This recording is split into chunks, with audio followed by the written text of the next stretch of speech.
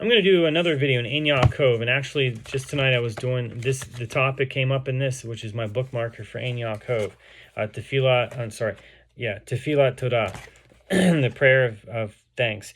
So this in Yaakov, Tractate Berachot is called Berachot for good and bad tidings. So blessings for good and bad tidings. The Mishnah says if something bad happens, even though there is an element of good in it, you should say the Baracha Dayan Ha'emet. So basically, blessed you, basically the true judge. The Gemara asks, what is the case?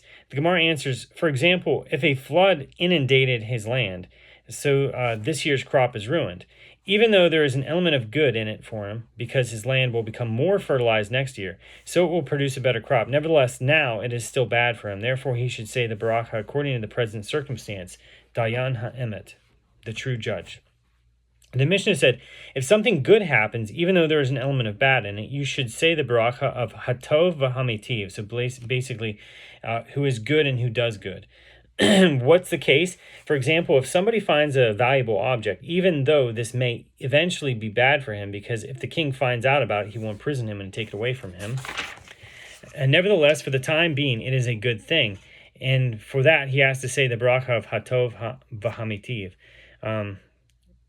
So the rabbis taught, it happened once that Hillel the elder was coming home from a trip when he heard an outcry in the city. He said, I am positive that this anguish outcry is not from my house. About this kind of person, Scripture says, he's not afraid of bad news. His heart is firm and he trusts God. Psalm 112, verse 7. So Rava said, whenever you expound this verse, you can explain it from the beginning to the end, or from the end to the beginning. You can explain it from the beginning to the end. He says, he is not afraid of bad news. Why? Because his heart is firm and he trusts in God. You can also explain it from the end to the beginning, or in reverse. A person whose heart is firm and who trusts in God is not afraid of bad news.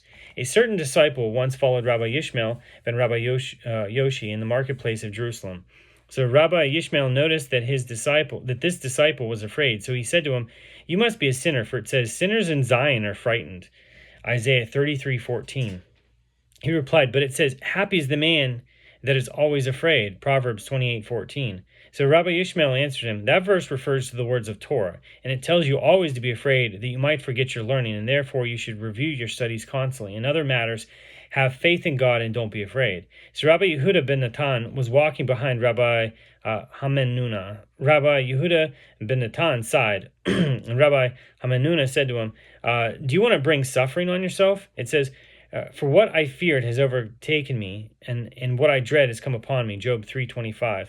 He replied, but it says, happy is the man that is always afraid. Proverbs 28:14. He answered, that verse is talking about the words of Torah.